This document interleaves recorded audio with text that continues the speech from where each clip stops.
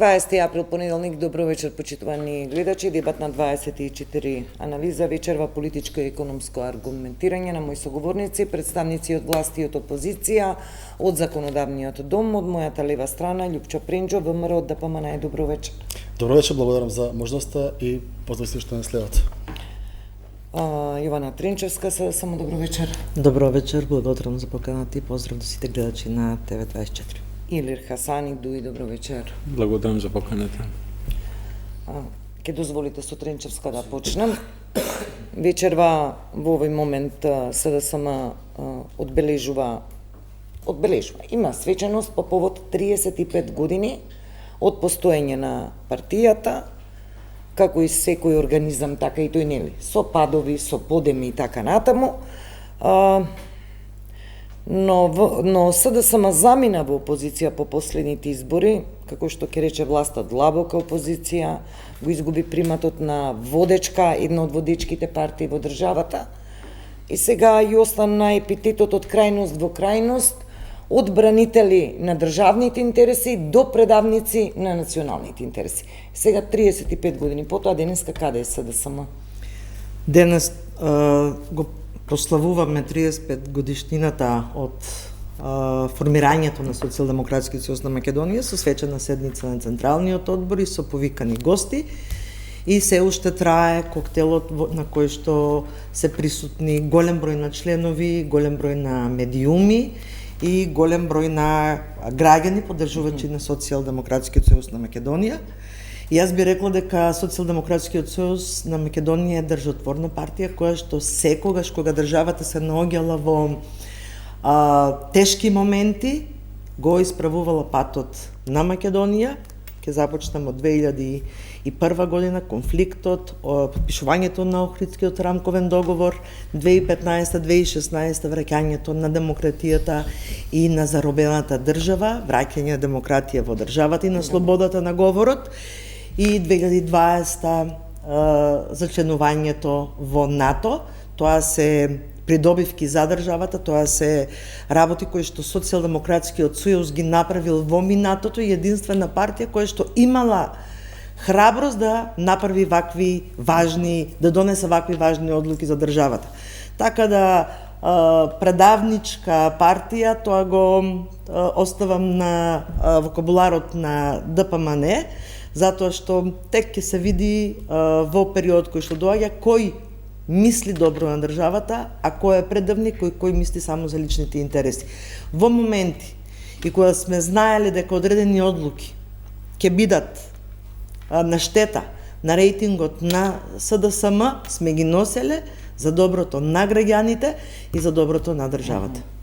Добро, ќе ве прашам само дали знаете кои од поранешните функционери лидери беа. Јас на инсертите во вистите во 20 часот мислам дека го имавме поранешниот лидер и поранешниот премиер Зоран Заев.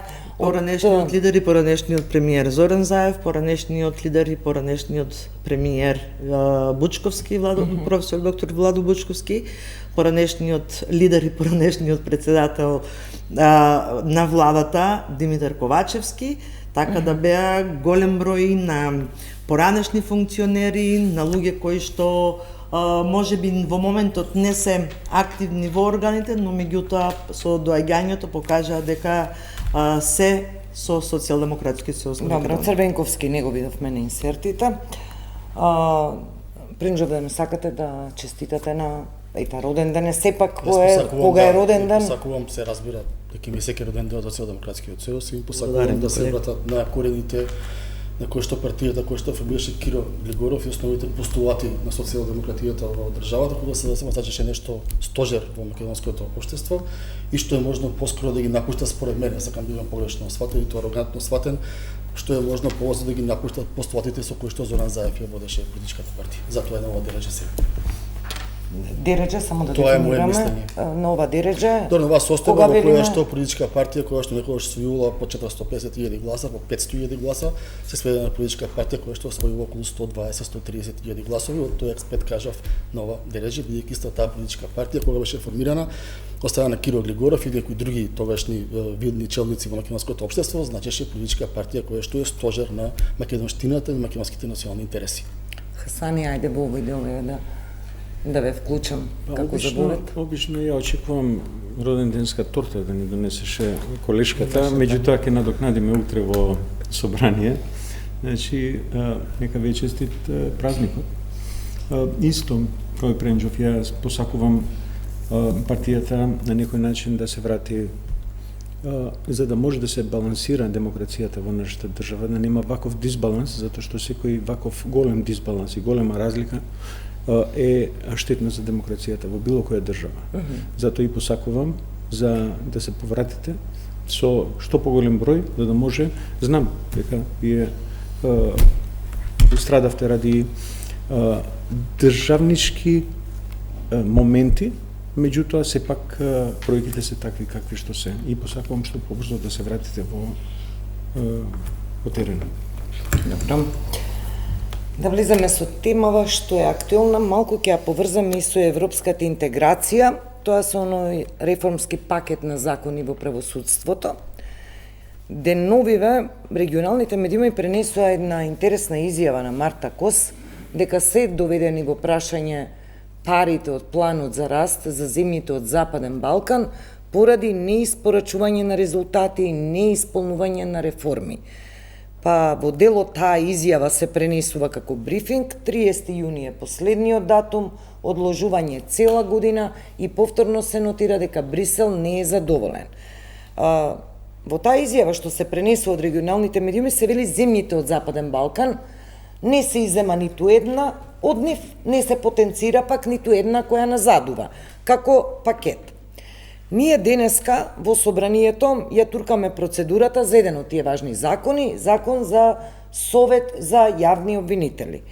Сега ќе отстапиме простор на власта, денеска амандманска расправа, која треба да биде и лакмус колку власта е расположена да го прими импулсот за белешките и критиките на опозицијата. Како помина амандманската расправа во овој дел на важен закон, нели кој е дел од таа реформска агенда, што ја говориме? Овој дел е дел од реформската агенда, она кое што се гордеаме тоа што имам можност и чест да преводам Комисија за политички системи, сакам тука да честитам сите членови на таа комисија, од власта и од опозицијата, бидејќи практично практикуваме еден нов вид на демократија во рамки на собранието. Што тоа значи? Тоа значи дека сите овие закони кои што се реформски, кои што се на агендата на Брисел, ги правиме на до сега нетипичен начин за собранието, а тоа подразбира дека секој закон правиме јавна расправа, во која што јавна расправа сите оние кои што дискутираат се предложени од страна на опозиционите партии, независно од Социјалдемократскиот сојуз, дали е ДУИ, секогаш се поканети, сите ги даваат своите мислења, имаме транспарентна амандманска расправа, секогаш има доволно време да ги подготвиме тие амандмани и двоцифрен е бројот на прифатени амандмани и денес и на претходните законски решенија, дел од нив се суштински, дел од нив се номотехнички, но фактот дека правиме на општа инклузија на сите добри идеи во рамки на тие законски решенија ме прави да се чувствуваме како собрание дека сме постигнале едно следно ниво на демократија и тоа е на кое сакам да го потенцирам, да го апострофирам. Покрај законите за правосудството направивме јавни расправи с трите големи закони за јавната администрација кои што поминаа во рамки на собранието. Сега го очекуваме законот за парнична постапка и за тој кивам исто така јавна расправа, бидејќи е многу важно законско решение. Едноставно се трудиме да во овој мандат да направиме една нова слика за тоа што значи демократско собрание, што значи собрание во кое што секое мислење од опозицијата е вреднувано и што значи тоа дека секогаш власта зборува многу помалку и не поканува експерти кои што би ги бранеле владините решенија, туку аргументите и времето за дебатирање пред се го оставаме на опозицијата, бидејќи сметаме дека опозицијата е многу важен дел во креирање на овие законски решенија. Ајде сега, еве, опозицијата е до нас конкретно. Се вака да е, како што вели колегата Пренџов, меѓутоа не е така во собранието, апсолутно. И за законот за судски совет, и за законот за јавни обвинители, и за законот за советот на јавните обвинители имаше јавни расправи, по кои ние доставувавме амандмани, за жал не се двоцифрени тие што беа, доставувавме двоцифрени, меѓутоа не беа прифатени двоцифрени, ако за вас 2 и 3 амандмана се двоцифрени, двоцифрен број, тоа тогаш е ваш проблем. Меѓутоа денес беа прифатени 3 амандмани, 2 во процедура, 1 комисијски по договор заедно со власта, апсолутно, меѓутоа од сите еден од најсуштинските амандмани кој што беше приватен за изборот на составот на Советот на јавни обвинители, оние кои што ги избира собранието, не беше приватен, да биде по примерот на изборот на членовите на Државната комисија за апсолутно со интервјуа, а не со јавна расправа, и да има 2 представника од опозиција, 2 од позиција, и секако не можам да кажам дека целта на јавната расправа беше исполнета, затоа што најголем дел од нашите амандмани се токму оние коментари и забелешки на законите за кои што организиравме јавна расправа, ги кажаа самите експерти, кои што не беа само поканети од опозицијата, беа повикани и од власта, имаше таму експерти, адвокати, представници на судските органи. Меѓутоа, да се навратам на она што Ова теза сега, дали имаме нов пристап, како што вели Пренџов, во начинот на носење на овие реформски закони. Видете, истото прашање и за Хасани, дали го имаме консензусот на опозицијата во овие закони, бидејќи овие утре ќе бидат базата, нели, за да воспоставиме еден систем на правосудство каде што нема да има селективност. Ние имаме во делот на правосудство 12 закони во делот на реформската агенда. Од тие 12 закони само еден закон ја има поминато целосно процедурата во собрание, тоа е законот за судски совет. Законот за јавно обвинителство ја помина процедурата, меѓутоа гласањето не. Законот за совет на јавни обвинители денес помина на комисија второ читање, значи ќе се најде на седница и тој не е поминат. Останатите 9 закони, закон за кривичниот законник, новиот кривичен законник, изборниот законник, законот за платите на судиите и јавните обвинители, законот за академијата на суди и јавни обвинители. Ги нема во собрание, дојдено во собраниска, а се како договор во собранието е дека само да се доискажам, како договор е да сите закони кои што доаѓаат од реформската агенда одат на јавна расправа. И во тој контекст, она за кое што спомнавте, што го има изјавено КОС, е дека до јуни 2026 година, ако земите од Западен Балкан не ги исполнат обврските според законот според планот за раст, тогаш има замрзнување на средства. И ние во тој случај би изгубиле 700 милиони евра неопходни за оваа реформа. Амандмани имаше дуи во однос на конкретна денеска јавна расправа. Ние до јуни, ако може да избереме еден член на судскиот совет, добро би било, како што тргна работата напред-назад.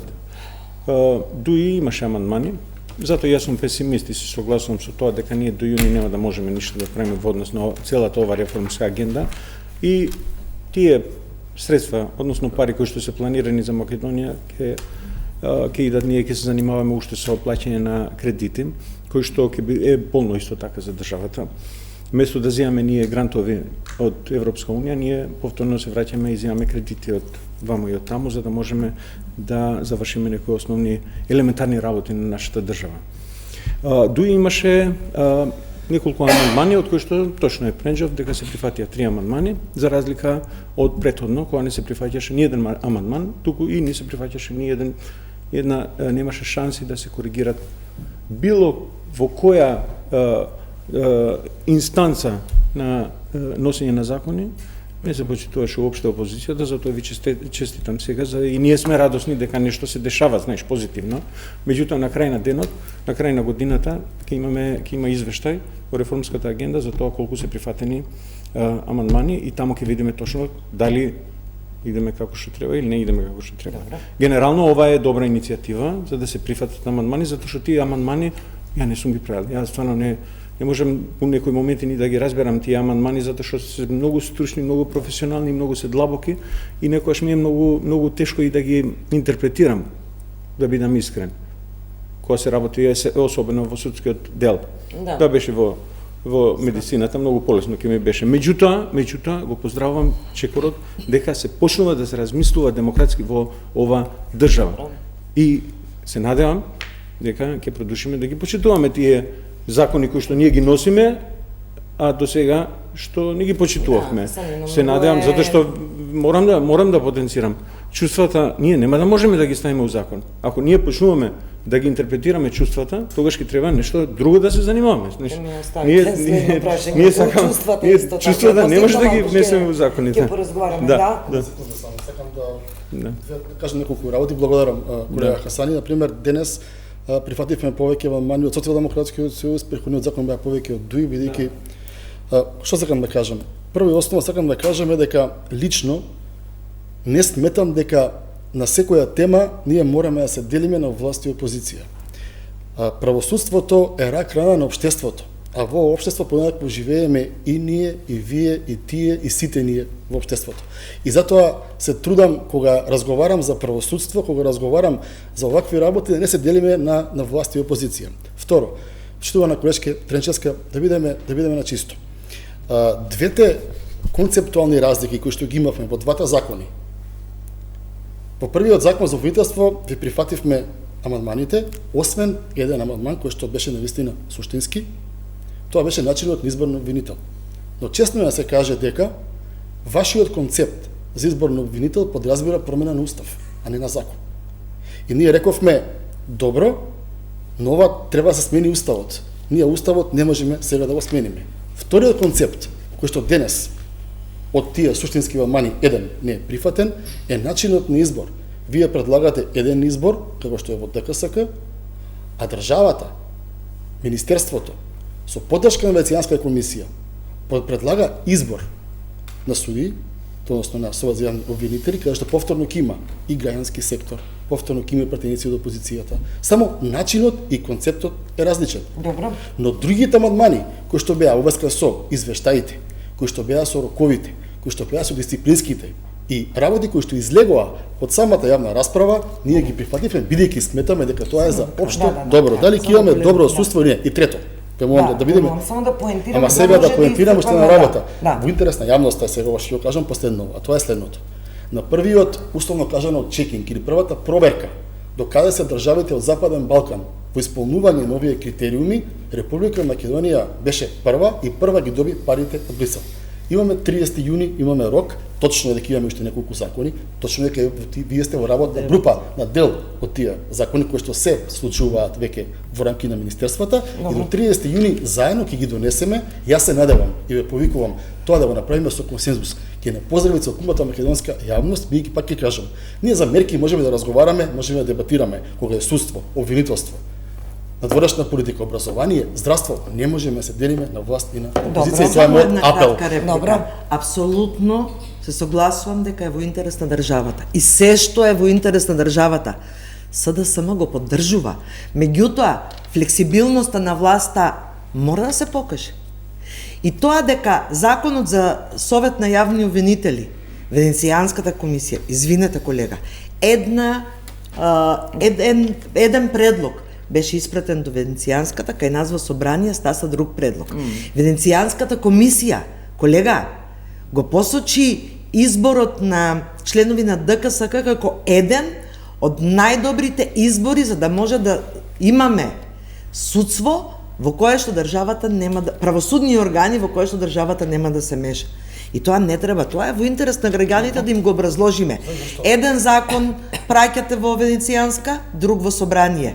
И тоа е изигрување на Да, апсолутно, текстот кој што беше пратен до Венецијанска беше различен од ова. Тоа не е точно, но што ме поентата ви кажам, сега следиме колега. Зошто започнав? Читаме.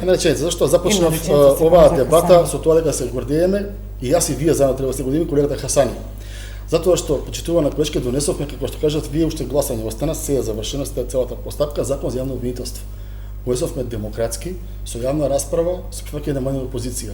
Последниот закон, маниве колега технички, само за 2:14 беа. Не, Два се од вас, од ви имаше повеќе за тој закон. Не, друга е поента, ако ме слушате што ми е поента, можеби ќе ме сватите зошто треба заедно да се бидеме горди. Затоа што последниот закон за јавно обвинителство во собранието е донесен во 2020 година во рамки на техничка влада, стасан во собрание во 12, ставен во 13 на седница на пленарна седница, во 14 или 15 на комисија и ноќите во 2 сат со уцени се носел закон за обвинителство. Денес ние имаме 100 чекори напред. Затоа треба да се бидеме горди дека собранието напредува и се демократизира. Тоа ми е целата поента на разговорот. Ќе видиме колку сте. Сани ве повикуваат да бидете конструктивна опозиција, да дадете поддршка и да бидете горди како опозиција, бидејќи се менува начинот на носење на суштински закони, кој треба да биде вовед во... Не би ги одвоил јас некои сектори, туку во сите сектори, во сите закони, ние треба да работиме, ако ја сакаме ова држава, и сакаме ова држава за да обстане како што треба, ние сите закони треба да ги донесеме заеднички, и сите закони треба да ги почитуваме заедно. Не да ги почитуваме селективно и не да ги почитуваме ретроградно или антероградно, туку ние треба да ги донесеме и да ги почитуваме и да повикуваме да ги почитуваме сите закони, сите лица кои што сме ги избрале. А не ние сме ги избрали некои лица, тргнувам од себе си, од претходна власт што сме избрали лица како што е претседателот на Уставниот суд, он да се понаша како бој и да не ги почитува законите така како што се во моментот.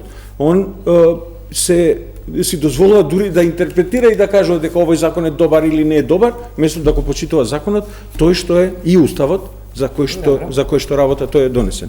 Така да затоа сакам да апелирам државата и сакањето на државата не е само да изиграваме дека сме споени и заедно ги носиме законите, туку треба сите закони во сите сфери да ги донесеме сите заедно, затоа што ние сме опозиција и сме го прифатиле тоа и сакаме конструктивни да бидеме, меѓутоа треба да инсистираме и тие што ги бираме да ги почитуваат законите.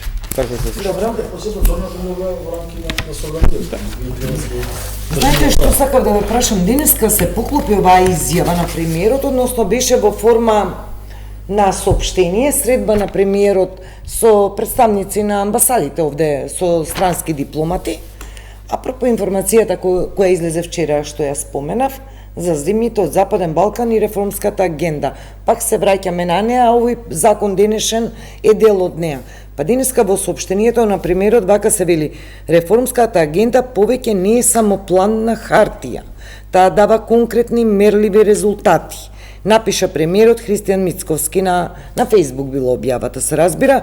Во изминатиот период го забрзавме спроведувањето на сите клучни области. Неколку чекори се веќе целосно реализирани, други напредуваат побргу од планираното. Пренџов, имате ли некоја информација кога се пренесува изјавата на КОС за земјите од Западен Балкан, купчето, дека не испорачуваат реформи, се однесува тоа ли и на нас?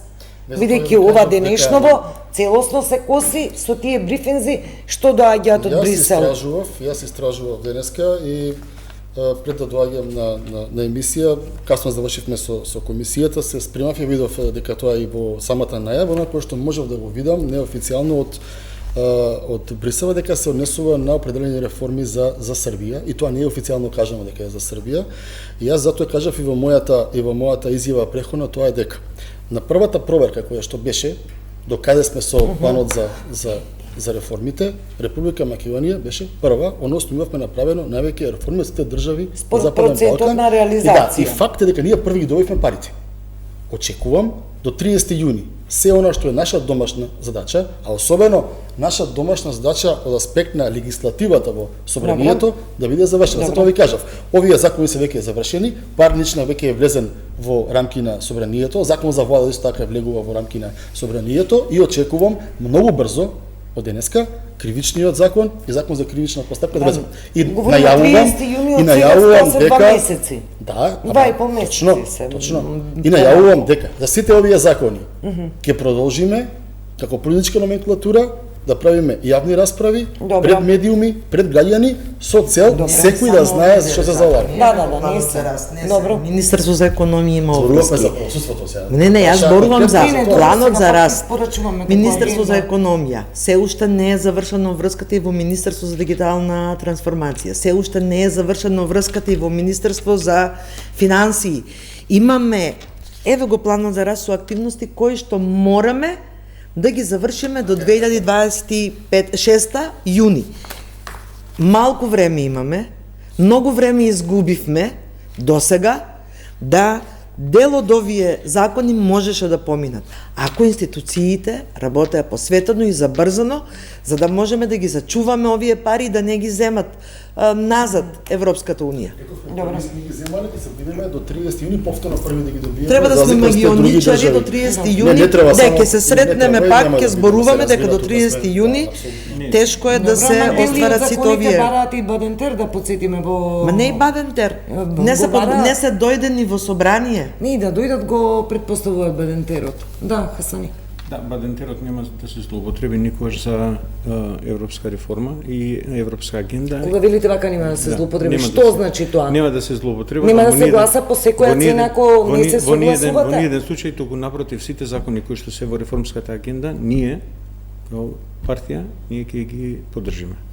И амандмански, и на сите начини, меѓутоа, кога ќе приметиме дека не иде како што треба, односно не е во тој правец, не е во склоп на реформска агенда, односно нешто сака да се стави под тепи, е нормално да ги реагираме. Како и да е, колега Пренчов, не се работи само за Србија, туку исто така се потенцира за цел Западен Балкан и особено, ја шифрите официјални ги имам од Брисел тука, за Северна Македонија, можноста за да се изгубат изворите финансиски од Брисел за нашата држава се 49,2 милиони.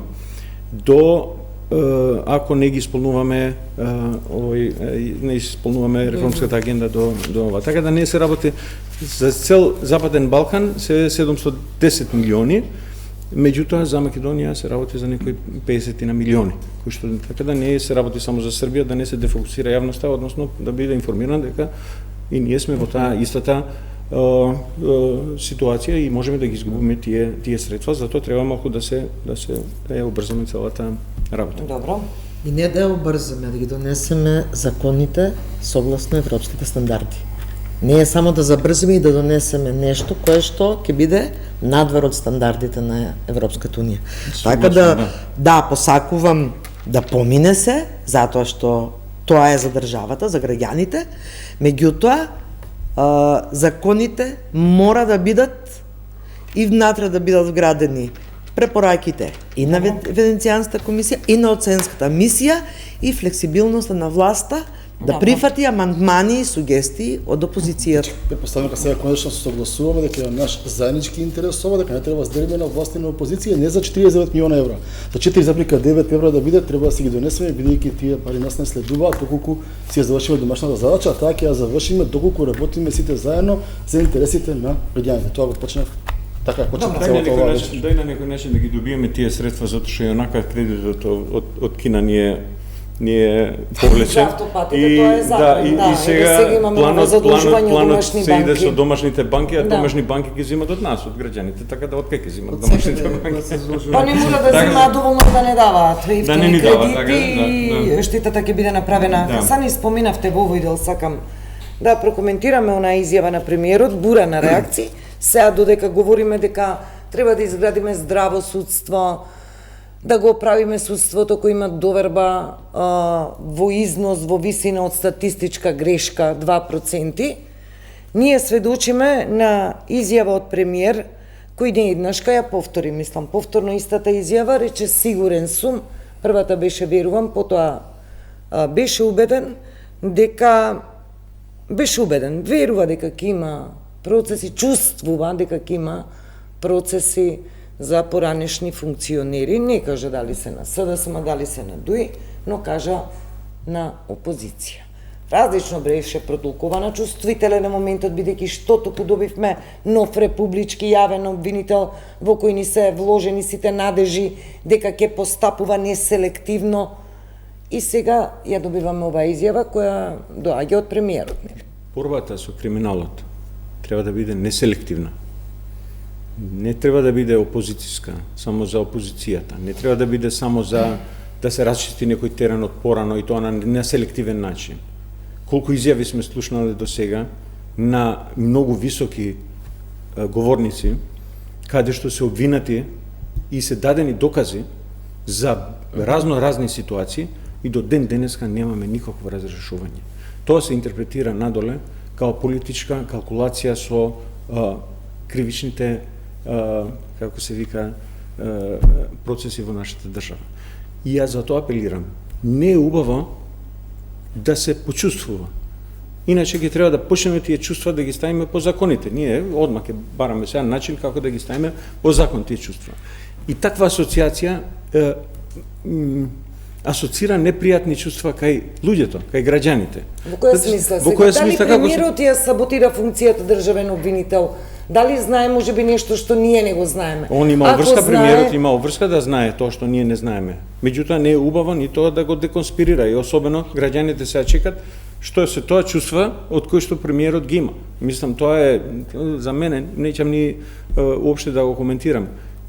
Стана многу големо, многу е непријатна ситуација и секој дневно ние имаме вакви скандали каде што ние се занимаваме со чувствата, а не се занимаваме со реалните ситуации, односно реалните аргументи да бидат поставени и да се покренат обвиненија, затоа што криминалот нема ни боја, нема ни позиција опозиција, нема ни националност, значи тој треба да се бориме против криминалот селективно. Тоа сум го кажал и секогаш го кажувам дека не треба селективно ние да работиме. Со работата на претходниот јавен обвинител ние видовме многу ситуации кај што бевме многу изненадени од многу ситуации. Ние имаме случајот на Кочани, каде што се обвинети луѓе од 2012 година, каде што потпишале некој документ кој што дава дозвола за работа на кабаре на друга адреса и предметот уште стои, место да се расчисти, а додека имаме ситуација дека полициските службеници кои што биле внатре, за нив не е покрената, за некој од нив не е покрената овие. Така да таквите абсурди, или за болницата во Тетово, повторно јас 100 пати ги повторувам и повторив и во собрание, за болницата во Тетово, ние имаме обвинати луѓе кои што одбиле, само завршувам, одбивале да потпишат за да го преземат како се вика тоа модуларната болница или контейнерот, а идеаторите и екзекуторите на целата работа уопште нигде не се спомнува. Што не штима, уопште нигде не штима целата приказна. И затоа граѓаните веќе од тоа 2% судство, кој што мислам дека е многу голема шпекулација, јас нигде не го прочитав официјално дека е 2% судство го предадовме.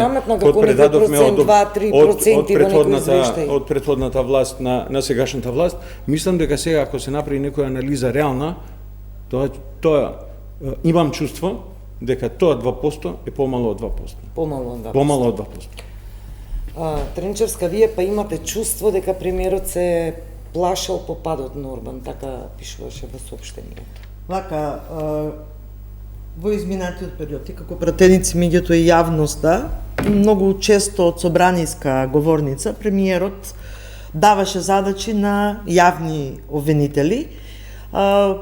Слушавме низ медиумите, од изјави на премиерот, како има чувство дека ќе бидат отворени кривични пријави, ќе покренати кривични пријави за представници, високи функционери, па дури бивши премиери на СДСМ, па после некој ден тоа чувство му се засили, да завчера во една изјава не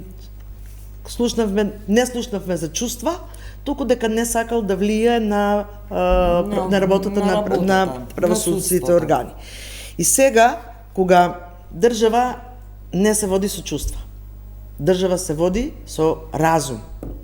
Чувствата не треба, посебно чувства за прогон на опозицијата, на високи функционери на СДСМ, навистина е недолично да биде кажано од страна на еден премиер, председател на влада. Добро, И вербата тоа дека е наивно и кажано, тоа дека е немаше класичен, контекст изјавата. тоа е Дека класичен немаше порака. автократски модел на владење, дека всушност ние се наоѓаме во една заробена држава каде премиерот сака да има контрола над сите правосудни органи.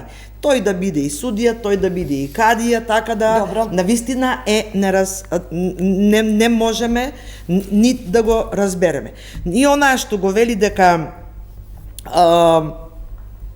ние сме во некаква бајка или во собствен сет на лаги, напротив, ние сме во реалноста, во која што се сите граѓани, апсолутно и ние, Добро. и сите ние имаме штета од таквите однесувања или таквите изјави на премиерот.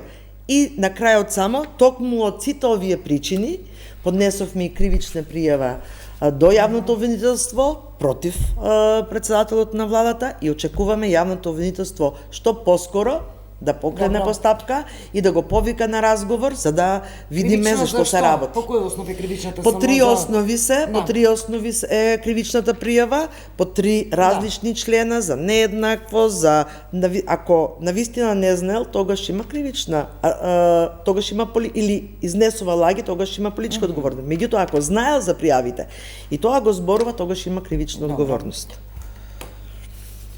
Јас, ако може да ми дозволите, ако слушам и двајцата колеги, јас ќе бидам малку подиректен во поглед на обвинителството и апропо вашето прашање во контекст на новиот јавен обвинител. Јас тоа го зборував и во ова студио и на говорница, тоа е дека јас од новиот обвинител очекувам во најбрз можен рок во една соодветна обвинителска предистрага и истрага да ги открие сите собнежи за сторен криминал кои што опозицијата со години ги објавуваше, а се поврзани со Зоран Заев, со кланот Заеви, со Миле Зечевиќ, со Оливер Спасовски, со Љупчо Николовски, со Али Ахмети и така натаму. Многу документи изнесовме пишани, многу докази изнесовме во јавноста, никој никогаш не ги демонтираше, но исто така не го видоа и светлото на денот, односно затаја некаде во јавното обвинителство. Јас директно и јасно кажувам дека очекувам до новиот обвинител да се случи тоа и да каже овдека има, се процесуира, овдека за овие причини нема. Јавноста не смее да биде збунета, јавноста нас не плаќа и јавноста треба да знае вистината. Високата корупција е рак рана на македонското општество и високата корупција нема извештај на Европската комисија, независно кој бил актуелна власт, каде што тоа не е спомнато. И уште една реченица. Многу, знаете што, ова ги прекинував и останатите соговорници кога ми го говорите ова како да читам партиско соопштение. Ова е мој став Ве личен. молам, И тоа видите, многу пати кажам до сега. Сакам друго да ве прашам. Мене ставот не ми е спорен. Ми е спорна генерализацијата. Велите Заеви, кланот Заеви. Не генерализација. Не, имињата. Или јас ги повторувам. Јас ги повторувам. Али Ахмети, Заеви, кланот Заеви. Точно. Што? За кои предмети? За кој случај? Еве да посочиме еден за ДУИ, еден за СДСМ. Зашто треба да очекуваме? Да видиме. Јас ги знам сите од пресконференциите, ама да Добро. ние ги кажуваме имињата за кој случај. Дете со 20 и нешто години кој што за без пари зема имато 30 милиони еври, до кај е таа постапка? Зборуваме за Соравија. Зборуваме за Соравија, внукот на Али Ахмети. Добро. Ние имаме отворен судски процес во рамки на Министерство за економија, каде што за копање на минерални суровини некаде блиску до Кичево, пола сектор таму е обвинет бидејќи внуците на Али Ахмети копале, а не плаќа нешто на државата. Добро. Ние имаме случај на несразмерно збогатување, имаме случај на многу сомнителни финансиски сделки поврзани со самиот поранешен премиер Зоран Заев. Ние имаме случаи со пасоши на белосветски криминалци давање од Оливер Спасовски, останавме на женине кои што се во тоа. Ние имаме случаи на големи злоупотреби од страна на други високи кои што сме ги вадели на пресконференции и вие како медиуми сте ги пренесувале, ние од јавното обвинство од ден денеска немаме ништо. И јас велам вака, во една јасна и транспарентна предистражна и истражна обвинителска постапка. Новиот обвинител да излезе да каже дали сомнежите за висока корупција сторени од Зоран Заев и кланот, кога зборувам за кланот, мислам за браќа братучени кои што беа поврзани од фабрики за марихуана до се што влегува во Република Македонија, да се истражи и да им се каже на овие гањани кои што го плаќаат и јавниот обвинител и нас што од тоа што било во јавноста е така и што од тоа ќе се процесуира. И тоа е многу вака директно со имиња и презимиња, без генерализирање и без околишење што вика народот. И да фатат во редовите на ДПМН, затоа што и еден ви имате сега во изминатите години по 50 градоначалници. Имате во моментот функционери. Имате функционери кои што биле и во обвинителство има и за многу ваши функционери пријави и да бидат обвинителството коректни за сите. Меѓутоа, колега, значи апсолутно за се онаа што било. Медиумите не објавиле ништо, од кај знаете вие дека има пријави? Значи има пријави од граѓани, не. Од кои граѓани? Вие зборувате без факти. Не, вие зборувате за сме го објавиле, кажав на пресконференција. Големено богатство, дај колега со факти зборувајте. Оти прво треба да си почнете од вашите редови, а после да ја заплашувате опозицијата. Не заплашувам никога. Значи, 100 пати сме ви рекле, не ви се плашаме. Секој еден кој сгрешил од СДСМ треба да биде процесуирано постапката. Меѓутоа, со вакви лаги и манипулации кои што ги рековте сега пред малку, колега, со факти оставете го јавниот обвинител да работи по закон, не под притисок на власта. За тоа зборуваме. Вие со ваквите изјави, со изјавите на премиерот, вршите притисок врз јавното обвинителство. Толку. Да, сами. Јако да живеам во некој паралелен универзум. Мислам, стварно така ми личи. Или ја не сваќам нешто, или тука нешто не е во ред. Значи, 2 години помина, притисоци вакви онакви на јавниот обвинител, има притисоци, нема притисоци, па сега ќе го смениме, па го поставаме во собраниска процедура, па после тоа ќе го трнеме од собраниска процедура, пошто стана големо окочени, па он постана малку послушен, после тоа стана пак непослушен и после го трнавме јавниот обвинител, и еве 2 години ние тапкаме на место. Не е важно, реков, криминалот нема боја, нема националност. Тоа е неселективно, треба да се бориме против криминалот. Сите ние што сме тука. Али фактите другаче кажуваат, колега Пренчо. 2 години со тие предмети пак се калкулира политички. Место да се завршат тие предмети, се калкулира политички. Ке ги пуштиме прво, па јавниот обвинител, па овој предмет малку, па ова еден ден во недела, кога нема никаква вест, прво ќе се занимаваме пак со нешто со не е важно сега да не спомнувам, пошто ги спомна сите процеси за кои што сте ги објавиле и ние објавуваме. Никој после тоа не е. На говорницата во собрание. Спомнати се во пратенички прашања неколку пати, неколку скандали големи. Никој не презема ништо за да се процедурира, односно да се носи до местото кој што треба да биде одговорно за тоа, односно до обвинителство. Ние зборуваме и на крај повторно, ја стварно не можам да го разберам наративот на власта. Ја повторно кажам, кога живееме во паралелен универз, наративот на власта дека све е во ред, дека све си тече како што треба, Тоа е, Пред реклами, кратко ве молам само кратко ве молам реклама. Доколку вие дојдете на власт и како политичка номенклатура видите многу незаконски дејства и како министри, директори и така натаму понесете троцифрен број на кривични пријави до јавното обвинителство и притоа кога ги видите, гледате дека се флагрантни и дека независно кој обвинител, тоа ќе заврши на суд, а потоа судот ќе пресуди. И кога таа во стотици број кривични пријави се поднесуваат и никој не реагира, тогаш прибегнувате кон промена на јавниот обвинител, бидејќи сте мислеле дека, иако е донесен од страна на Социјалдемократскиот сојуз, кога вие имате аргументи во кривични пријави ќе действуваат на судовите, одлучивме тој да биде променет. Инаку, кога зборуваме за автократен режим, не постои до сега влада, премиер и општо политичка номенклатура која што 2 години од својот мандат била заедно со обвинителот кој што е од нивните политички ривали донесен. Ние се обидовме да ги понесеме тие стотици кривични пријави, но кога видовме дека политичка калкулација беше. Не, сега ако не сум била, не значи дека не ми пренели. Сте го гласавте, меѓутоа со овие зборови сега што ги рековте, вие се ставате над судиите и јавните обвинители. Да, вие се ставате над и вршите притисок. Тоа е тој притисок што го вршите и врз обвинителството и врз судството. Вие доставуваме докази. Вика, и кога гледаме дека не, од кај да знаете вие дека не се покренати? Може би се покренати.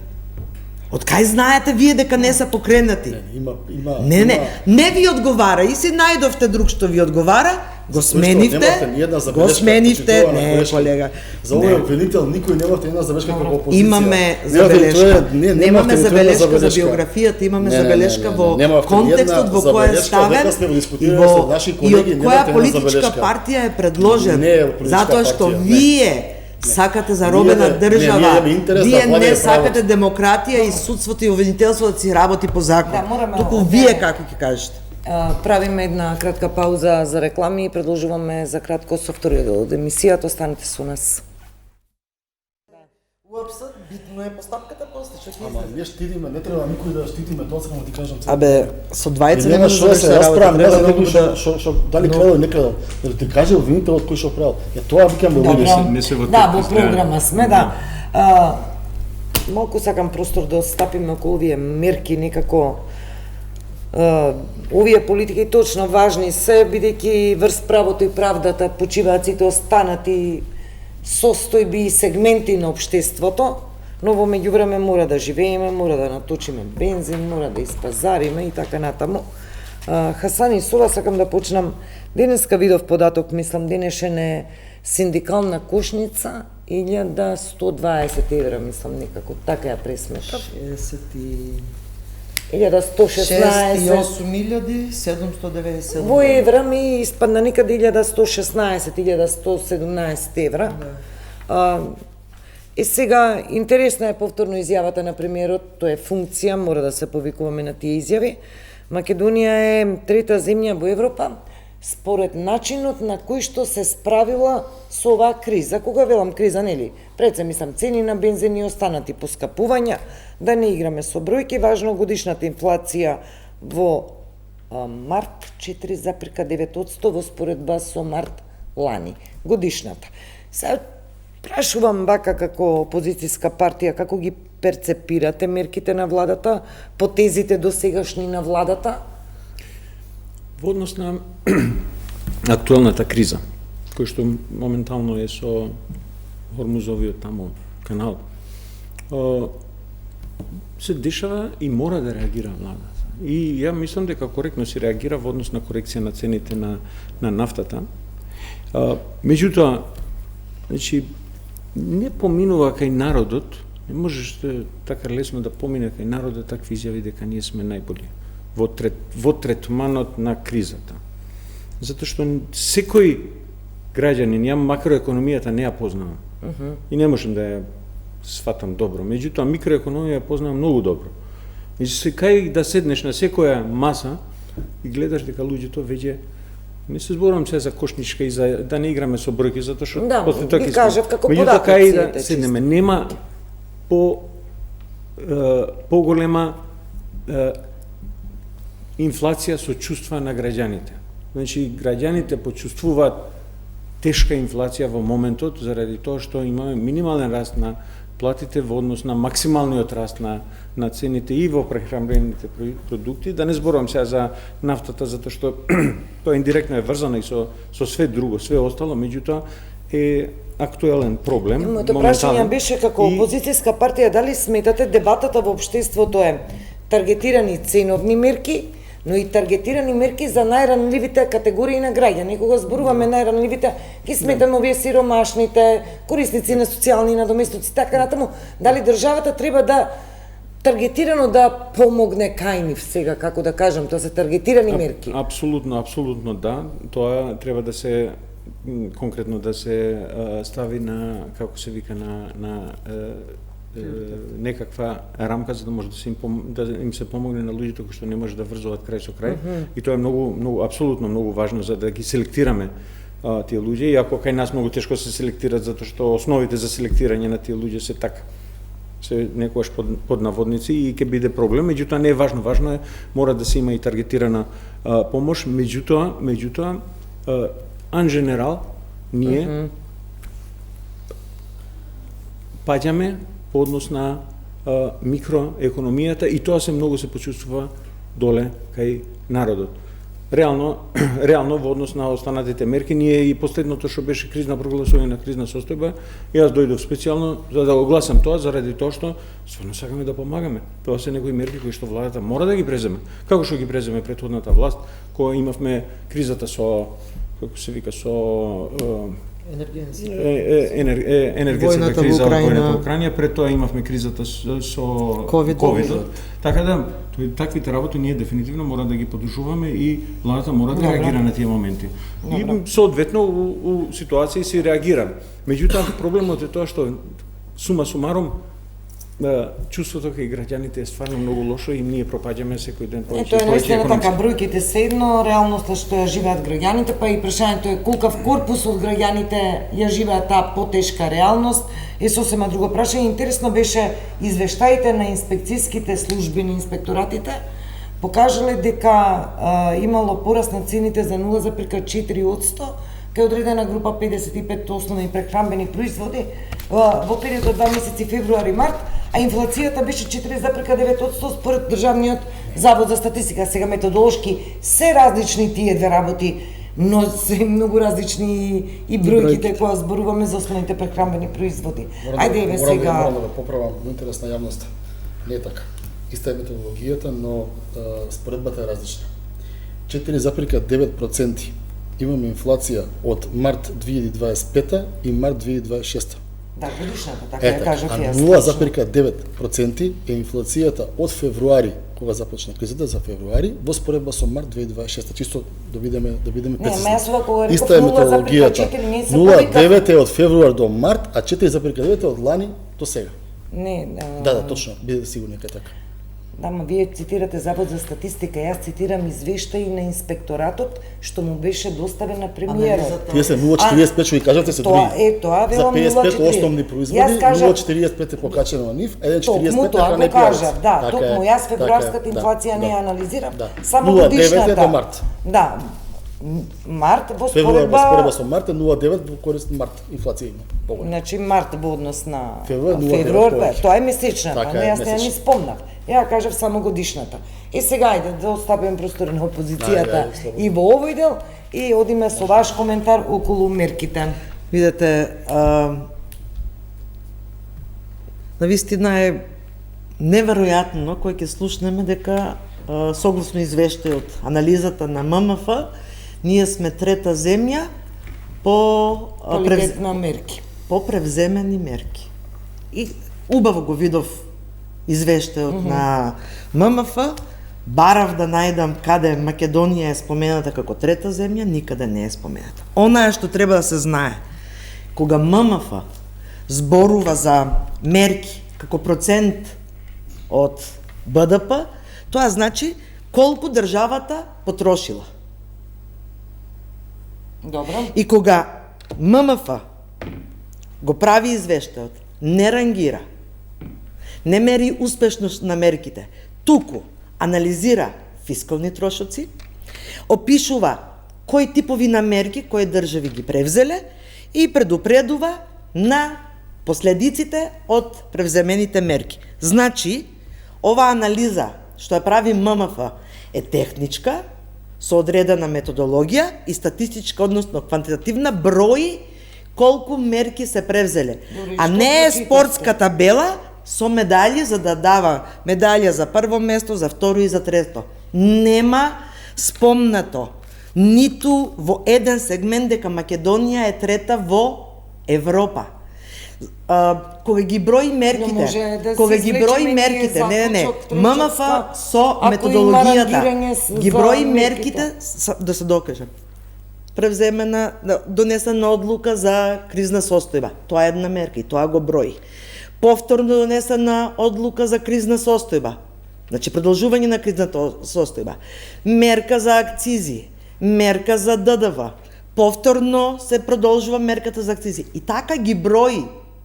И тоа е, значи, една тоа што го споделува власта е всушност една популистичка комуникација, односно погрешно интерпретирање на фискалните податоци, затоа што во реално време немаме никакви резултати. И само да кажам, и само едно да кажем. Иако и владата не греши користејќи ги тие математички податоци. Преземани се 15 мерки. Превземавме две мерки. Една за намалување на акцизите и една за намалување на ДДВ, на бензините и на нафтата, за да сега, после 2 недели, останува 10% ДДВ на бензинот, а се враќа на дизелот на 18%. И она манипулација дека акцизата е 4 денари, не излегуваше дека е 4 денари, акцизата е 4 денари на дизел, 2 денари на нафтата. И тоа се единствени мерки. Ние немаме таргетирани мерки за кои што зборува ММФ, затоа што овие мерки не ги допираат сите граѓани, најранливите граѓани се останати и понатаму да тонат во сиромаштија. Мерки ги допираат сите сега. Не ги допираат. Говориме за нафтата и цените на бензините. Не ги допираат. И приватен сектор, и јавен сектор, и граѓани. Не ги допираат најранливите граѓани, затоа што лицата со без приход и лицата со низок приход не возат коли. Дизелот ги допира и индустријскиот сектор и земјоделието, меѓутоа со враќањето на 18% на ДДВ на дизелот, со последната одлука на владата, всушност им става уште поголем товар и на земјоделците и на индустријскиот сектор. Не гледам причина зашто еден пратеник треба да во Диминтоив зборува за ММФ и тие неспоредливи се вака прво, второ, трето место, тие се бројките кои што трето место беше искажано, извинете, од премиерот. Ама веќе кога зборувате, кажете зошто го реков трето место. Не, добро за... Не, сега морам да реагирам, извинете. Да се вулгаризира ММФ, дека давало медали, беше помасна мене. Не, вие рековте дека сме трето место, и јас реков дека ММФ не дава медали за прво, второ и трето место. Ма не, јас само те коригирам во вашата изјава. Затоа што не реков јас дека ММФ туку, не анализата не покажува тоа. Добро. Значи не би зборувал така за ММФ, сепак ММФ е најстручната институција. Колега, пак ќе ве прекинам затоа што не зборувам што значи извештајот и каква анализа е на ММФ. Ако не разбирате, ако не сте го виделе, тоа е веќе друго прашање. И затоа ќе одите со импутирање на нешто што јас не го реков. Добро. Сепак ММФ е најстручната финансиска институција во светот и она која што таа го кажува, тука нема емоции, тука нема која власт, која опозиција, тоа се бројки и тоа е добро за Република Македонија и за нашиот кредитен рейтинг и за нашиот имидж во меѓународните финансиски пазари. Што се случува сега, тоа што и вие го загатнавте е следното. Точно дека ние имаме големи геополитички пореметувања и точно е тоа дека цената на нафтата од $60 за барел дојде до $120 за барел. Точно е тоа дека цената во Република Македонија од 17 денари дојде на 98 денари. Но исто така е точно тоа дека владата договори со ОКТА 3 денари намалување на цената на дизелот. Владата се откажа од акциза за 2 и 4 денари на горивата и владата го намали ДДВ-то за 10% на горивата. Со тоа, на цената да биде 115 денари, цената беше 98 денари. Дали 98 денари е многу повеќе од 70? Да, е. Но дали имаме ние војна од која што се набавуваме нафта и цената за барел отишла од 60 на 120? Да, отишла. Второ, кога ние зборуваме за цената на горивата и тоа што имаме најевтини цени, тоа многу значи и за нашите фирми и компании кои што произведуваат и кои што се надпреваруваат со своите производи во регионот. Зошто? Бидејќи енергијата за секоја една компанија, за секоја една економија е многу важен инпут во крајниот производ на таа фирма. Со тоа што ви имате најевтини горива во споредба со комшиите во регионот, вашите компании и нивните производи кои што ги нудат се во старт многу поконкурентни и тоа доаѓа за македонската економија. Само завршам. Знаеме, овие параметри, клучно е дали владата ќе направи некој следен чекор за таргетирање на оние попроблематични категории. Тоа сакам да бидејќи сме при крај. Да разбирам, ама јас сум сепак само многу обвинување. Да, се разбира. Второ, што сакам да го истакнам е и тоа дека за разлика од претходно, владата се откажува од своите буџетски приходи. Значи, за разлика од претходно не дозволивме да отиде на 115 денари горивото. Владата моментално во собранието донесовме состојба во која што таа може да донесе мерка во согласност од геополитичките случувања. Ние имаме план А, план Б и план С. Како што гледате до сега, предвремено реагираме и не дозволивме да имаме инфлација двоцифрена, како што беше во претходните кризи кога се само продолжи со Македонија. Самото тоа што од еден месец до друг имаме 0,9% покачување или имаме годишно 4,9% покачување е резултат кој што е заради предвремено влегување на економската криза. Пак ќе повторам, дали цената на горивото од 70 на 28 е покачено? Да, е покачено. Само малку за информирање на јавноста, затоа што беа искажани многу невистини. За разлика од претходно колега, во март 2022 донесовме пакет на мерки од 400 милиони евра, со кој што намаливме ДДВ на деривати, намаливме ДДВ на храна на 0%, од 5 на 0%, ги поддржавме земјоделците, ги поддржавме ранливите категории на граѓани.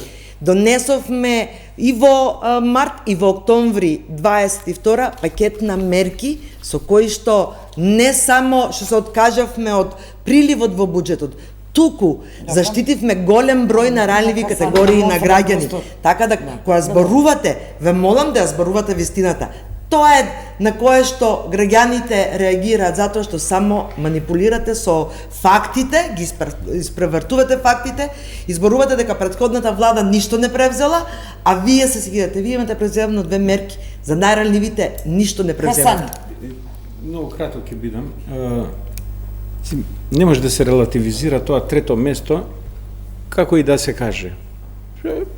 Тоа е нечија заслуга дека си работел во тој правец. И не може да го релативизираш. Сега тука јас сакам да бидам малку критичен и ако седиме на истата страна.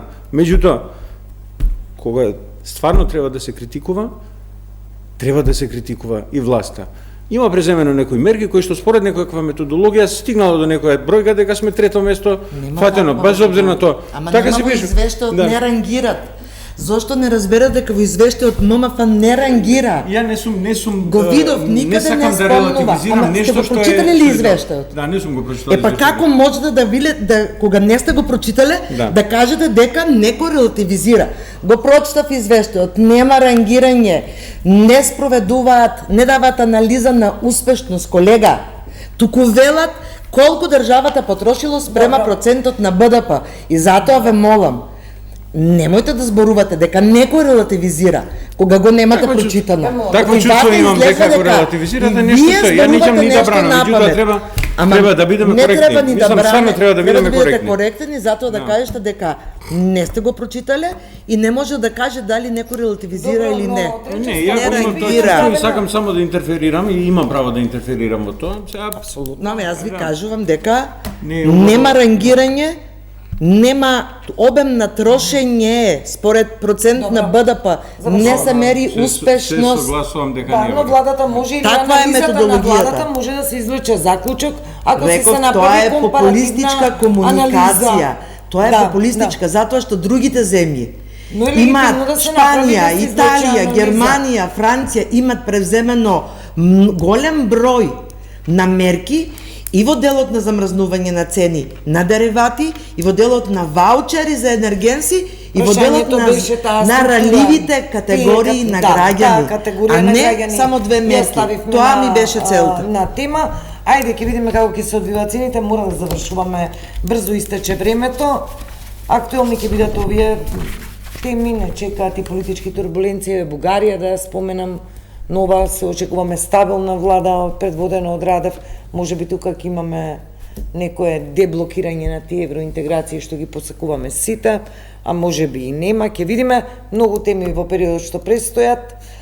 Љупчо Пренџов, Јована Тренчевска и Илир Хасани, ви благодарам на сите тројца. Благодариме. Почитувани, заврши 24 анализа од ова студио. Пријатно, останете со нас, следуваат вечерните вести.